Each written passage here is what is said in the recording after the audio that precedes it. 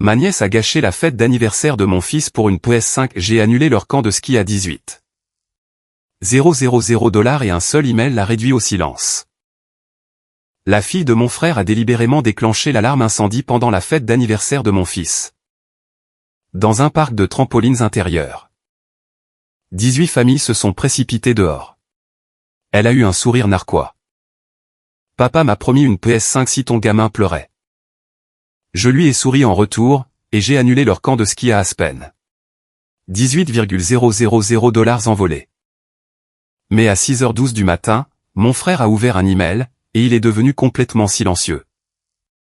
L'alarme incendie était fixée au mur, à environ 2 mètres de la fosse à mousse. Et ma nièce s'en est approchée.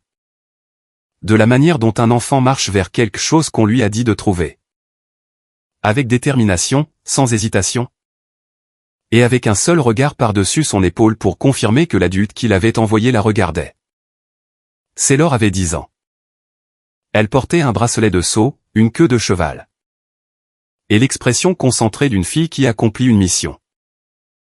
Elle a vérifié la salle une fois, d'un balayage rapide des yeux qui a duré 2 secondes. Le balayage d'un enfant qui sait que ce qu'il s'apprête à faire est mal. Et qui a besoin de confirmer que les personnes qui l'arrêteraient ne regardent pas. Les parents ne regardaient pas. Les enfants ne regardaient pas. Cobb était sur le trampoline principal avec 6 amis. Portant une couronne d'anniversaire en papier à paillettes bleues que le personnel du parc avait placée sur sa tête 12 minutes plus tôt. Au début de la fête. Et il sautait avec la joie insouciante d'un garçon de 8 ans qui comptait les jours jusqu'à cette fête depuis que les invitations avaient été envoyées. Il y a 3 semaines. Sailor a tiré l'alarme. Le son fut immédiat, et partout. Le genre de son qui ne monte pas en puissance, mais qui arrive d'un seul coup, complet. Une tonalité aiguë et continue qui a rempli l'installation de 1100 mètres carrés de la même manière que l'eau remplit une pièce lorsque les murs cèdent. Le stroboscope s'est allumé, les lumières de secours se sont activées, et 18 familles. 43 enfants et 31 adultes.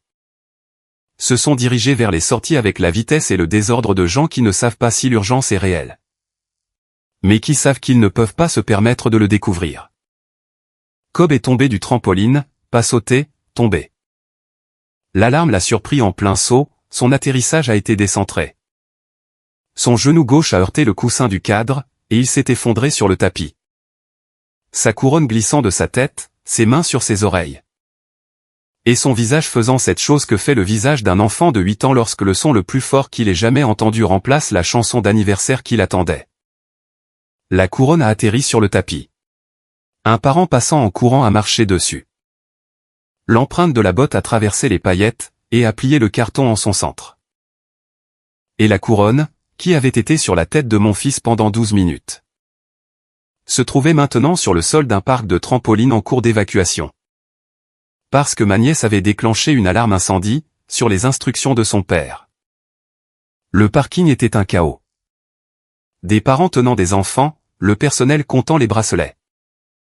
2 camions de pompiers arrivant 4 minutes après l'alarme, lumière et sirène.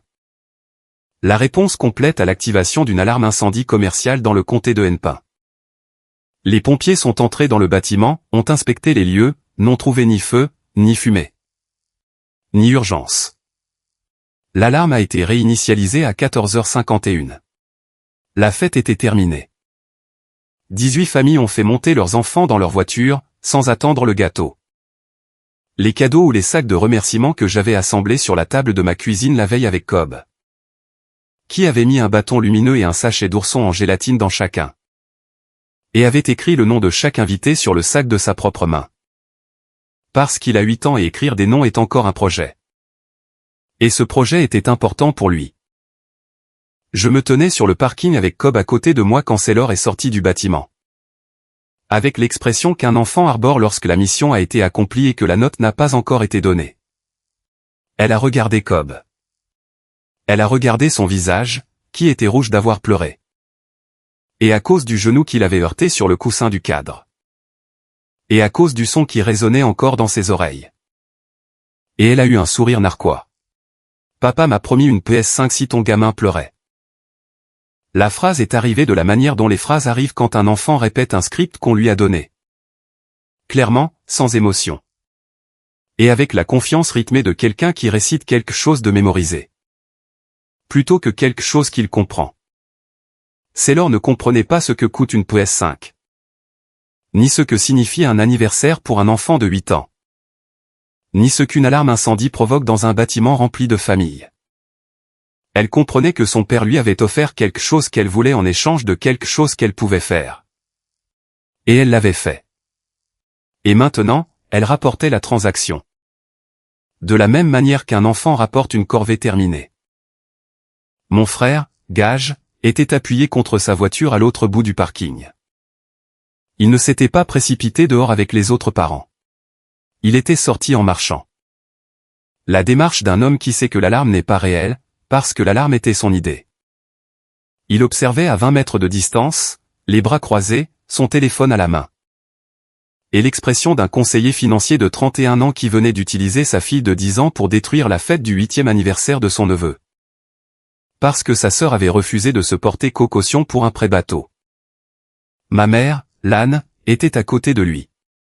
Elle avait son bras autour de Sailor. Elle souriait, pas un rire. Mais ce sourire fermé et entendu d'une femme de 62 ans qui avait regardé sa petite fille déclencher une alarme incendie. Et avait choisi la petite fille plutôt que le petit-fils. De la même manière qu'elle choisissait son fils plutôt que sa fille depuis 34 ans. Gage s'est avancé vers moi. 4 parents restants étaient encore sur le parking. En train de faire monter les enfants dans les voitures.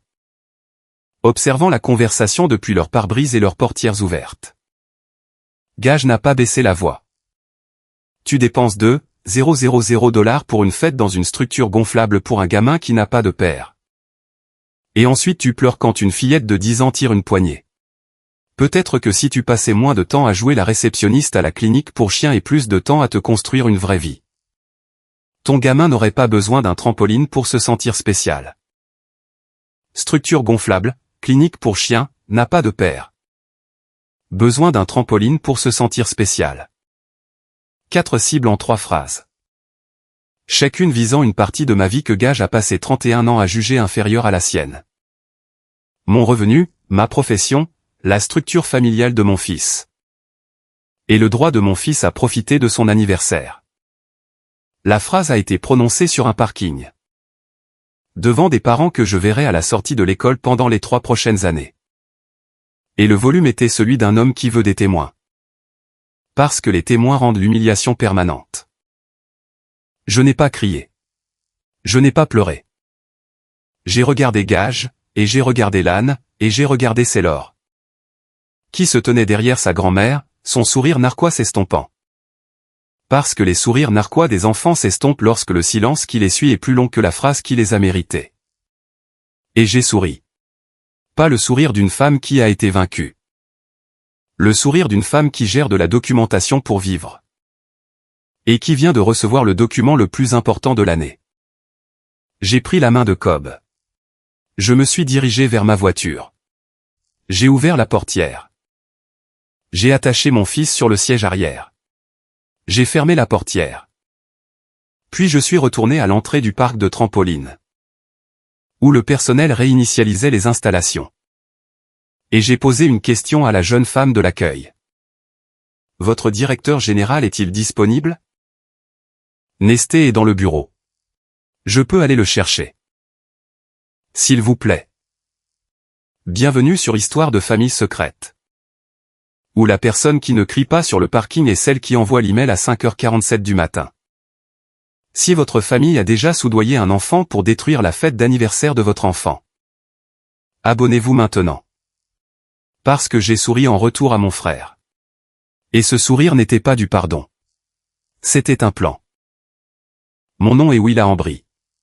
J'ai 34 ans. Je suis responsable administrative à l'hôpital vétérinaire Northrop à Minneapolis, Minnesota. Je gère la facturation, les factures des fournisseurs, la planification, les demandes d'assurance. Le traitement de la paie et la coordination de la chaîne d'approvisionnement pour une clinique qui voit 90 animaux par semaine et emploie 12 personnes. Mon salaire est de 62,000 $ par an. Ma famille appelle mon travail, travailler à la clinique pour chiens. Comme si les chiens se géraient tout seuls. Et comme si la femme qui fait tourner la clinique était juste assise dans une pièce. Attendant qu'ils arrivent. Mon frère, Gage, a 31 ans. Il est conseiller financier chez Lakeside Wealth Management. Il porte un costume 5 jours par semaine, conduit une BMW en leasing. Et gère un portefeuille de clients qui valait 2 millions de dollars l'année dernière équivaut 1 million de dollars cette année. Parce que Gage perd des clients de la même manière qu'un tuyau qui fuit perd de l'eau. Régulièrement, silencieusement. Et avec le genre de dommages qui ne deviennent visibles que lorsque quelqu'un vérifie le compteur. Son revenu a chuté de 124,000 dollars à 89,000 dollars cette année. Il ne peut pas se permettre le leasing de la BMW. Il ne peut pas se permettre l'adhésion au club. Et mardi dernier, il m'a demandé de me porter caution pour un prêt bateau de 32,000 dollars. Car son ratio crédit-revenu ne le qualifie plus de manière indépendante. Et j'ai dit non. Et ce non a voyagé de ma bouche à sa fierté, puis à la main de sa fille. Jusqu'à une alarme incendie sur le mur d'un parc de trampoline où mon fils portait une couronne en papier et sautait. Ce que Gage ne sait pas, c'est ce que je paie. Le camp de ski à Aspen auquel Sailor est inscrite pour ses vacances d'hiver. 18,000 dollars pour la saison, payé en août, dû en totalité avant que l'inscription ne soit confirmée. Gage a dit à tous les parents de l'école de Sailor, à tous les collègues de sa firme. À tous les membres du club que c'est lui qui paie pour le camp. Il poste des photos de Sailor sur les pistes avec des légendes comme « J'investis dans son avenir » et « Rien que le meilleur pour ma fille ». Le camp n'est pas un investissement de Gage. Le camp est un virement bancaire de mon compte d'épargne à l'Aspen Youth Winter Academy. Chaque mois d'août. Mon nom est sur le paiement. Mon compte est sur le reçu. Et le nom de Gage est sur la légende Instagram. Le supplément pour les frais de scolarité de l'école privée de Sailor, 550 dollars par mois. L'école facture 14,2 cents dollars par an. Le revenu de Gage couvre 7,6 cents dollars par an en frais de scolarité. Les 600 dollars restants sont payés par mois, en versement mensuel acheminé via le compte de l'âne. Parce que l'âne m'a dit que c'était pour le soutien familial à l'éducation. Et je l'ai cru. Parce que je croyais ma mère comme une fille croit une mère qui demande de l'aide pour l'éducation de sa petite fille. Automatiquement, et sans vérifier où l'argent atterrit. La livraison des courses de l'âne, 340 dollars par mois depuis 2 ans. Un service de préparation et de livraison de repas qui arrive à la porte de l'âne chaque mercredi. Avec une semaine de repas préportionnés. Le service était l'idée de l'âne. Le paiement était le mien. 160 dollars sur 24 mois. De la part de la femme qui travaille à la clinique pour chiens, à la femme qui souriait sur le parking pendant que la couronne d'anniversaire de son petit-fils se faisait piétiner sur le sol d'un trampoline. Soutien invisible total, 18,000 dollars pour le camp de ski plus 600 dollars de supplément de scolarité plus 160 dollars de course égale 760 dollars, plus de la moitié de mon salaire annuel. Versé à une famille qui a soudoyé un enfant avec une PS5 pour déclencher une alarme incendie à la fête d'anniversaire de mon fils. Nesté est venu à l'accueil 4 minutes après ma demande. Il est le directeur général de Jump Zone Minneapolis. Il est calme. De la manière dont les gens qui gèrent de grandes installations intérieures pleines d'enfants qui sautent doivent être calmes. Car l'alternative est le chaos, et le chaos est mauvais pour l'assurance responsabilité civile. Mademoiselle Ambry. Je suis désolé pour la perturbation. Nous avons confirmé que l'alarme a été activée manuellement. Ce n'était pas un dysfonctionnement du système. Je sais qui l'a activé. Ma nièce. Elle a 10 ans. Mon frère lui a ordonné de le faire. L'expression de Nesté n'a pas changé. Mais sa posture est passée du calme du service client au sérieux du rapport d'incident. Nous avons des caméras de sécurité sur chaque station d'alarme. Je peux visionner les images. Confirmez. S'il vous plaît, visionnez-les. Et j'ai besoin de 2 choses de votre part. Le fichier vidéo et la facture du service d'incendie pour fausse alarme. Le service d'incendie facture 3 $800 pour une intervention sur fausse alarme commerciale dans le comté de Hennepin. La facture sera émise à la partie responsable. Si vous pouvez confirmer la partie responsable, je la dirigerai. La partie responsable est Gage Ambry. C'est le père de l'enfant qui a tiré l'alarme. Il lui a ordonné de le faire.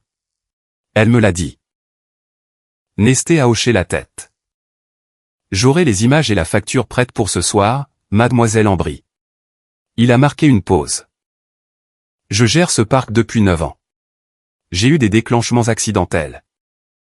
Des enfants qui heurtent la poignée. Un employé qui l'a frappé par erreur lors d'un grand nettoyage. Je n'ai jamais eu un parent qui ordonne à un enfant d'activer une alarme incendie dans mon établissement. Les images et la facture sont à vous. Bienvenue à nouveau sur Histoire de famille secrète. Si vous étiez le parent qui a payé pour la fête, payé pour le camp, payé pour la scolarité, payé pour les courses, et qui a reçu une alarme incendie et un sourire narquois en guise de remerciement, abonnez-vous. Parce que ce soir, je passe 4 appels téléphoniques et j'envoie un email. Et à 6h12 du matin. Mon frère comprendra que la femme qui travaille à la clinique pour chiens tient de meilleurs registres que le conseiller financier qui perd ses clients. Je suis rentré à la maison. Cobb était silencieux sur le siège arrière. Sa couronne n'était pas avec lui, car la couronne était sur le sol du trampoline, piétinée et pliée. Et je n'étais pas retourné la chercher car y retourner aurait signifié passer devant Gage. Lan et Sailor, et je n'étais pas encore prête à passer devant eux. La couronne avait été sur sa tête pendant 12 minutes. 12 minutes d'une fête d'anniversaire qui devait durer 2 heures. 12 minutes de sauts, de rires, et de paillettes bleues qui captaient les lumières du plafond. Et puis l'alarme a remplacé les lumières par des stroboscopes, les rires par des cris. La couronne par une empreinte de botte. Et la fête par un parking où un homme a traité sa sœur de « réceptionniste à la clinique pour chiens ». J'irai rechercher la couronne, mais pas aujourd'hui. À la maison, Cobb est allé dans sa chambre et a fermé la porte. Il ne l'a pas claquée. Il l'a fermée avec le clic soigné d'un garçon qui veut être seul. Et qui ne veut pas que le fait d'être seul soit assez bruyant pour que sa mère l'entende. Car il ne veut pas que sa mère s'inquiète pour lui le même jour où elle s'inquiétait déjà pour la fête. L'alarme, le parking, et la phrase sur le père qu'il n'a pas. 8 ans, et il gère déjà les sentiments de sa mère. C'est le genre de maturité qui brise le cœur d'un parent, parce que la maturité est réelle. Mais elle ne devrait pas être nécessaire. Et cette nécessité a été créée par une famille qui donne la priorité aux sentiments du frère plutôt qu'à l'anniversaire du petit-fils. Je suis resté devant sa porte pendant 30 secondes. Je pouvais l'entendre respirer, pas pleurer. Respirer. La respiration lente et contrôlée d'un enfant qui a décidé de ne pas pleurer. Parce que pleurer était ce que Gage voulait et ce que Sailor a confirmé. Et ce dont dépendait la PS5, et Cobb avait 8 ans et avait compris sur le parking. Sans que personne ne lui explique, que ses larmes avaient un prix. Et que les gens qui fixaient ce prix étaient les mêmes qui s'asseyaient à la table familiale à chaque fête et se disaient être une famille. Je suis allé à la table de la cuisine. J'ai ouvert mon ordinateur portable. Les sacs de remerciements étaient encore sur le comptoir. 18 sacs, 18 noms écrits de la main de Cobb, 18 bâtons lumineux, et 18 paquets d'oursons en gélatine. Et 18 moments d'un garçon de 8 ans assis à une table de cuisine la veille de sa fête. Écrivant le nom de chaque invité avec la concentration d'une personne qui veut que chaque lettre soit juste. Parce que les lettres représentent les gens qu'il a invités, et l'invitation compte. Les sacs n'avaient pas été distribués. Les sacs ne seraient pas distribués aujourd'hui. Les sacs reposaient sur le comptoir, à côté d'un rouleau de ruban adhésif, d'un marqueur. Et du silence d'une cuisine qui aurait dû être remplie des restes de gâteaux et du bruit d'un anniversaire.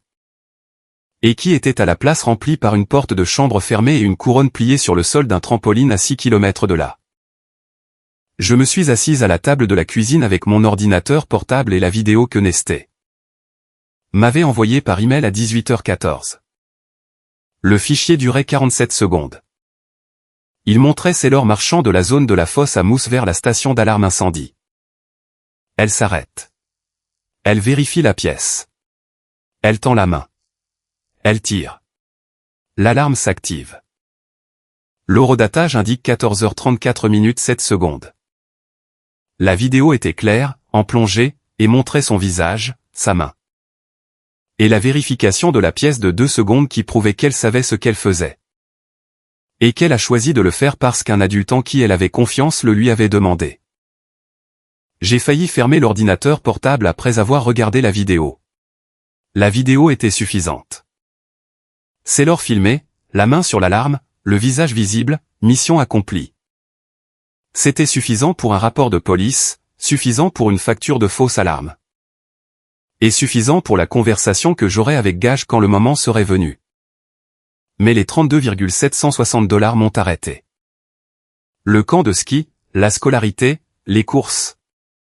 L'argent que j'envoyais à une famille qui utilisait la fête d'anniversaire de mon fils comme punition pour avoir dit non à un prêt bateau. La vidéo était l'allumette. Les 32,760 $ étaient le carburant. Et l'email que j'étais sur le point d'écrire était le feu. Sauf que ce feu aurait un numéro de conformité et une citation de la FINRA. Et il brûlerait à une température à laquelle un conseiller financier ne peut pas survivre. J'ai agi en 4 temps. Premièrement, j'ai annulé le camp de ski d'Aspen. Le formulaire d'annulation était en ligne. Je me suis connecté avec le compte parental que j'avais créé en inscrivant Sailor en août dernier. Le système a demandé une raison. J'ai tapé « circonstances familiales ». Le système a confirmé l'annulation et le remboursement, 18 000 $ sur la carte Visa se terminant par 7702. La carte de Willa Ambry. L'email de confirmation a été envoyé à la fois au payeur et au contact parental. Gage recevrait une confirmation d'annulation pour un camp qu'il avait dit à tout le monde avoir payé. Envoyé à une adresse email qu'il surveille. Montrant un remboursement sur une carte de crédit qui n'était pas la sienne. La confirmation arriverait dans sa boîte de réception comme le reçu d'un mensonge. Deuxièmement, j'ai annulé le supplément de scolarité. J'ai appelé le bureau de la facturation de l'école le lundi matin et j'ai supprimé le paiement automatique de 550 $ par mois du compte de l'AN. Le prochain versement des frais de scolarité serait inférieur de 550 $. L'école contacterait Gage. Gage apprendrait pour la première fois que 550 $ des frais de scolarité mensuels de sa fille provenaient du compte courant d'une responsable administrative d'hôpital vétérinaire. Via le numéro de compte de sa mère. Troisièmement, j'ai annulé la livraison de courses de l'AN. Le service de préparation de repas avait ma carte en dossier. Je l'ai retirée. La livraison du mercredi suivant n'arriverait pas. L'AN appellerait le service et apprendrait que le mode de paiement avait été supprimé par le titulaire de la carte. Et que le titulaire de la carte était sa fille. Et que la fille était la femme dont elle avait regardé la fête d'anniversaire de son fils s'effondrer en souriant sur un parking. Quatrièmement. J'ai déposé une plainte auprès de la police de Minneapolis pour fausse alarme incendie. Le statut 609 685 du Minnesota en fait un délit d'activer intentionnellement une alarme incendiant. Sachant qu'il n'y a pas d'urgence. Le rapport nommait Sailor comme l'activatrice et Gage Ambry comme l'adulte commanditaire. Preuve, image de sécurité de Jump Zone, horodatée. L'officier a attribué un numéro de dossier. J'ai failli m'arrêter après ces 4 actions. Le camp était annulé. La scolarité était coupée. Les courses étaient terminées. La plainte était déposée. Mais la couronne m'a arrêté. Elle était toujours sur le sol du trampoline. Je l'avais laissée là le samedi après-midi parce que je ne pouvais pas passer devant mon frère pour la récupérer. Demain, j'y retournerai. Nesté me laisserait entrer. Je trouverai la couronne, la ramasserai. La ramènerai à la maison et la poserai sur l'étagère à côté des sacs de remerciements que Cobb avait remplis de bâtons lumineux. D'oursons en gélatine et de noms écrits de sa propre main. Les sacs que 18 enfants n'ont jamais reçus parce qu'une fillette de 10 ans a tiré une alarme pour que son père puisse punir sa tante d'avoir dit non à un prêt bateau. La couronne méritait de rentrer à la maison, mais la couronne pouvait attendre un jour de plus. L'email ne le pouvait pas. Dimanche soir, 23h40. Ma table de cuisine. J'ai rédigé l'email. Il était adressé au service de conformité de l'Exide Wealth Management. L'objet était « Préoccupation concernant le caractère et l'intégrité, Gage en brie. Conseiller financier ». L'email contenait 4 pièces jointes. La vidéo de sécurité de Jump Zone montrant une mineure activant une alarme incendie. Une déclaration écrite de Sailor, la facture de 800 $ pour fausse alarme du service d'incendie du comté de Hennepin adressée à Gage en brie. Et les registres de paiement du camp de ski d'Aspen montrant les 18,000 $ d'inscriptions payées depuis le compte de Willa en brie pour un camp que Gage prétendait publiquement financer. Le corps de l'email tenait en 4 phrases. Je vous écris pour signaler une préoccupation concernant le caractère et la conduite de Gage en brie. Un conseiller financier de votre firme. Samedi, Monsieur Ambry a ordonné à sa fille de 10 ans d'activer une fausse alarme incendie dans un établissement commercial, provoquant l'évacuation de 43 enfants et 31 adultes et une intervention du service d'incendie de 800 $. Monsieur Ambry a également faussement représenté la source de financement du camp de ski de sa fille à Aspen dans des publications sur les réseaux sociaux visibles par les clients. 6 juin, les images de sécurité, la facture du service d'incendie, et les registres de paiement. La règle 2010 de la FINRA exige que les conseillers financiers observent des normes élevées d'honneur commercial et des principes de commerce juste et équitable. Un homme qui soudoie un enfant pour commettre une fausse alarme, ment sur le financement d'un camp de ski et détruit la fête d'anniversaire d'un neveu en représailles d'un refus de cosignature est un homme dont l'honneur commercial est une question à laquelle les services de conformité répondent par des enquêtes. Et les enquêtes répondent par des suspensions. Et les suspensions répondent par le silence qui suit lorsqu'un homme en costume apprend que la femme de la clinique pour chiens a rempli les documents qui ont mis sa licence sous examen. J'ai programmé l'envoi de l'email pour 5h47 du matin, le lundi. La programmation était délibérée. 5h47, c'est avant l'ouverture du marché, avant que le bureau ne se remplisse. Avant que Gage n'arrive à son bureau avec son café, sa liste de clients et son costume qui coûte plus cher que ma mensualité de voiture. L'email serait dans le système de conformité avant que Gage ne franchisse la porte. Ce qui signifiait que l'agent de conformité le lirait avant que la journée de Gage ne commence. Ce qui signifiait que la journée de Gage commencerait par une demande de réunion qu'il n'attendait pas. Et un dossier qui contenait le mot « intégrité » à côté d'une vidéo de la main de sa fille sur une alarme incendie. À 6h12 du matin le mardi, Gage a ouvert la notification transférée de son service de conformité. La notification était une alerte automatique générée par le système de gestion de la conformité de la firme. Le genre de mail qui arrive avec un drapeau de priorité rouge et un objet qui contient les mots « examen de conduite » et « attention immédiate requise ». La notification l'informait qu'un examen de conduite avait été initié sur la base d'une plainte externe déposée le dimanche soir. La notification incluait le numéro de dossier, les 4 pièces jointes, et une demande de se présenter à une réunion de conformité le jeudi matin à 9h. Gage est devenu complètement silencieux. Je le sais parce que l'âne m'a appelé à 6h30 du matin. Et sa voix avait le ton d'une mère qui regarde son fils ne pas bouger depuis 18 minutes et a décidé que le fait de ne pas bouger est pire que les cris qui suivent habituellement les mauvaises nouvelles. Ton frère n'a pas parlé depuis 18 minutes. Il est assis à la table de la cuisine avec son téléphone à la main. Et il ne bouge pas. Son café refroidit. Il n'y a pas touché. Que as-tu fait, Willa ? 18 minutes de silence de la part d'un homme qui a passé 31 ans à remplir chaque pièce de sa voix. De ses opinions, de son costume. De sa BMW en leasing et de ses légendes Instagram sur l'investissement dans l'avenir de sa fille avec l'argent que sa sœur gagnait dans un hôpital vétérinaire. 18 minutes d'un conseiller financier fixant un email qui contient le mot « intégrité » à côté d'une vidéo de sa fille tirant une alarme incendie parce qu'il lui a promis une console de jeu si un garçon de 8 ans pleurait à sa propre fête d'anniversaire. Je n'ai pas répondu à l'appel de l'âne.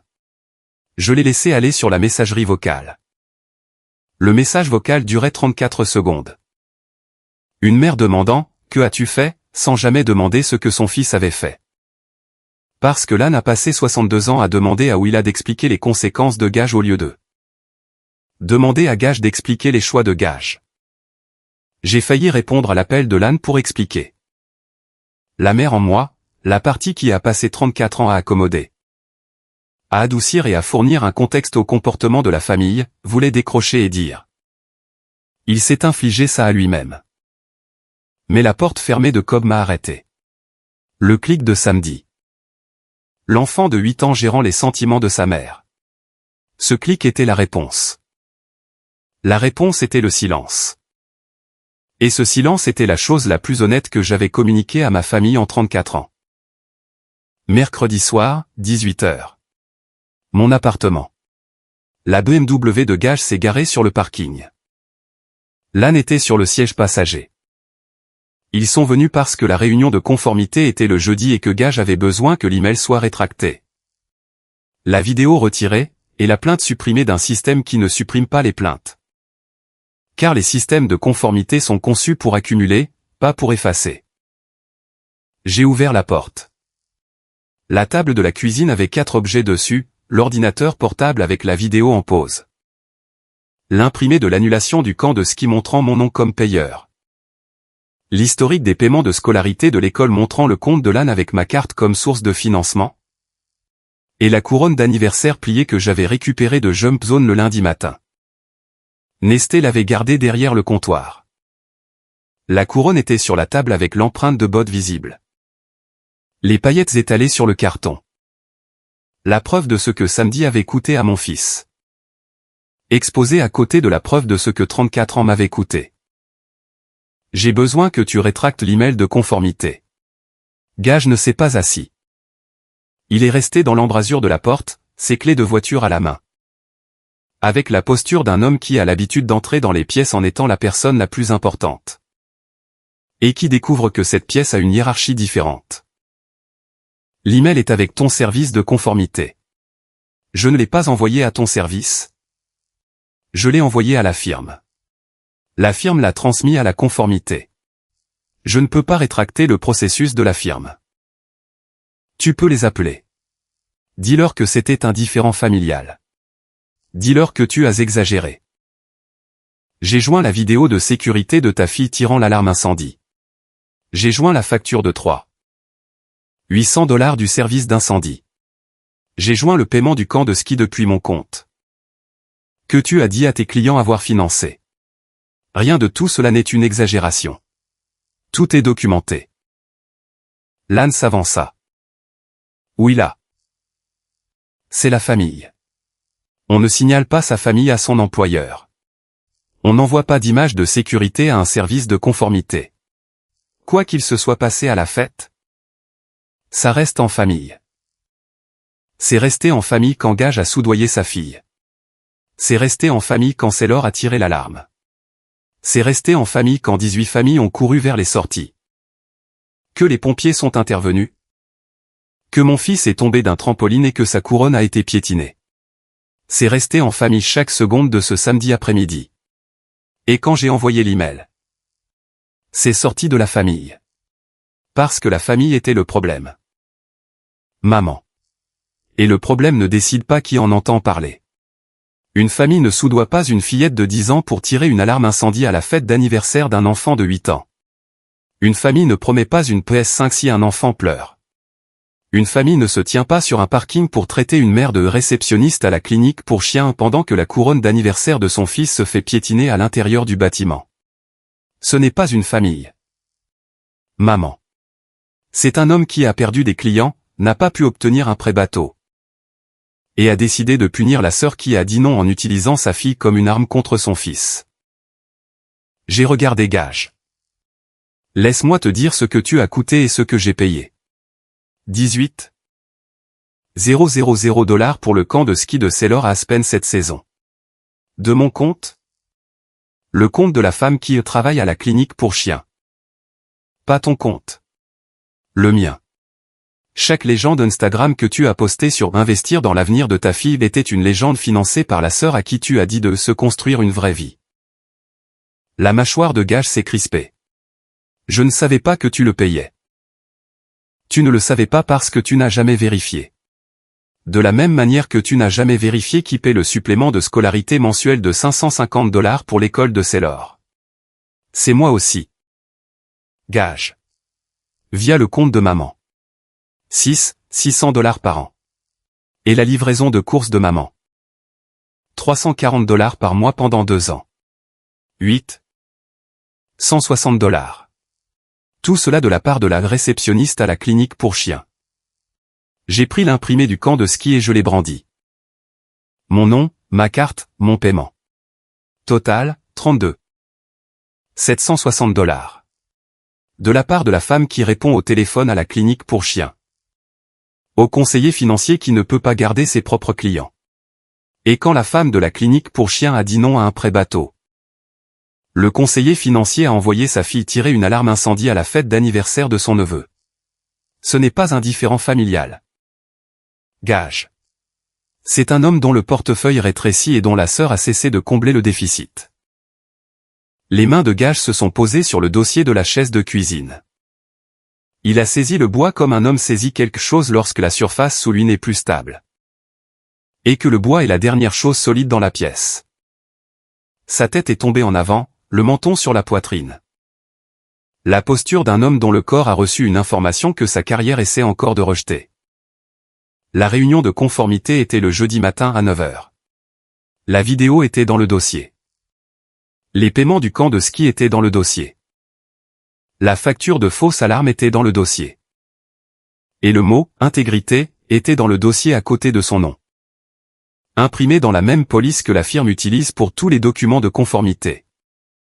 Et ce mot était le plus lourd du vocabulaire d'un conseiller financier. Parce que ce mot détermine si les clients lui font confiance. Et les clients sont la seule chose entre une BMW en leasing et un abonnement de bus. Et une vie qui ressemble à ce que Gage a besoin qu'elle ressemble de l'extérieur. Gage a fait un pas en avant. Je paierai pour une nouvelle fête. La totale. Même parc, même nombre d'enfants. Et j'achèterai une PS5 à Cobb en guise d'excuse. Appelle juste la firme et dis-leur que c'était un malentendu. La fête coûte 2,000 $. La PS5 coûte $500. Le camp de ski que tu as dit à tout le monde avoir payé coûte 18,000 $. L'email de conformité coûte ta carrière. Tu ne peux pas te sortir d'un chiffre aussi élevé avec une console et un gâteau. La prise de Gage sur la chaise s'est resserrée. Ses jointures étaient blanches sur le bois. La main de l'âne est allée à la sangle de son sac à main. La sangle était la seule chose qu'elle tenait. Car la livraison de course était annulée et la fille qui la finançait se tenait à 1 mètre de là. Nommant chaque dollar. Et la sangle du sac à main était la seule partie de sa vie qui était encore entre ses mains. Tu as promis à ta fille une PS5 si mon fils pleurait. L'agent de conformité a reçu la vidéo à 5h47 du matin. L'examen de ta licence commence lundi. La phrase fatale a atterri sur la table de la cuisine de la même manière que l'alarme incendie avait atterri sur le parc de trampoline. D'un seul coup, dans toutes les directions, et sans bouton de réinitialisation. C'est le dernier camp de ski, le dernier supplément de scolarité. La dernière livraison de course. Le dernier dollar de la clinique pour chiens à la famille qui tire les alarmes et promet des prestations contre des larmes. La couronne est sur la table. L'empreinte de botte est sur la couronne. Et le dossier de conformité est dans un système que tu ne peux pas atteindre. Et que je ne rétracterai pas. Ils sont partis. Gage le premier. Clé en main. BMW sur le parking. Réunion de conformité dans 14 heures. L'âne derrière lui. Sangle de sac à main dans sa prise. Livraison du mercredi qui n'arrive pas. Budget course soudainement son propre problème. Les retombées furent institutionnelles et financières. La réunion de conformité a eu lieu le jeudi. Gage a été placé en probation supervisée en attendant un examen de conduite complet. Ses activités en contact avec les clients ont été restreintes.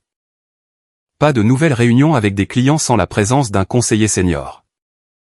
Pas de gestion de portefeuille non supervisée. Pas de publication sur les réseaux sociaux à caractère public. La probation durerait 90 jours. Pendant ces 90 jours, chaque interaction avec les clients serait surveillée, chaque email examiné. Et le mot « intégrité » resterait dans son dossier comme une alarme incendie qui avait été tirée et ne pouvait être désactivée. 3 clients ont demandé des transferts de portefeuille dans les 2 semaines suivant l'annonce de la probation. Les transferts représentaient 840,000 $ d'actifs gérés. Au taux de commission de gage, la perte était de 12,6 cents de revenus annuels. Le paiement du leasing de la BMW était de 687 $ par mois.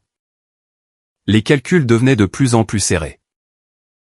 La confirmation du camp de ski est arrivée dans la boîte de réception de gage. La confirmation montrait le remboursement sur une visa se terminant par 7702. Ce qui n'était pas un numéro que Gage reconnaissait car le numéro appartenait à sa sœur. La coordinatrice des parents à l'académie d'Aspen a appelé Gage pour demander si Sailor reviendrait la saison prochaine. Gage a dit qu'il prendrait d'autres dispositions. La coordinatrice a dit: elle nous manquera. Veuillez remercier Mademoiselle Ambry pour son généreux parrainage cette saison. Parrainage. Le mot qui a fait comprendre à Gage que la coordinatrice avait toujours su qui payait. Que cette information était dans le système depuis le début. Et que le système avait une mémoire qui durait plus longtemps qu'une légende Instagram. Le déficit de scolarité est apparu sur le relevé de facturation de l'école, 550 $ manquants. Le bureau commercial de l'école a appelé Gage. Gage a demandé d'où venaient les 550 $. Le bureau a répondu qu'il s'agissait d'un paiement supplémentaire d'un titulaire de compte nommé Ambry. Acheminé via un compte secondaire. Gage a appelé Lan. Lan n'a pas répondu. Les 550 $ étaient maintenant le problème de Gage. Et le problème arrivait en plus du leasing de la BMW, de la commission réduite, de l'approbation de conformité et de la facture du service d'incendie de 800 $ que Nesté avait envoyé à son domicile. La livraison de courses de Lan n'est pas arrivée le mercredi. Elle a appelé le service. Le service a dit que la carte de paiement avait été retirée. Lan m'a appelé. Je n'ai pas répondu. Elle a laissé un message vocal. Tu punis ta mère pour une fête d'anniversaire. J'ai sauvegardé le message vocal. Le message vocal réduisait une alarme incendie, un enfant soudoyé, une couronne piétinée et 760 $ de soutien invisible à une fête d'anniversaire. Et cette réduction était l'aveu du message vocal. Et cet aveu était sauvegardé dans le même téléphone qui contenait les images de sécurité. L'email de conformité et la photographie d'une couronne en papier plié avec une empreinte de botte sur les paillettes.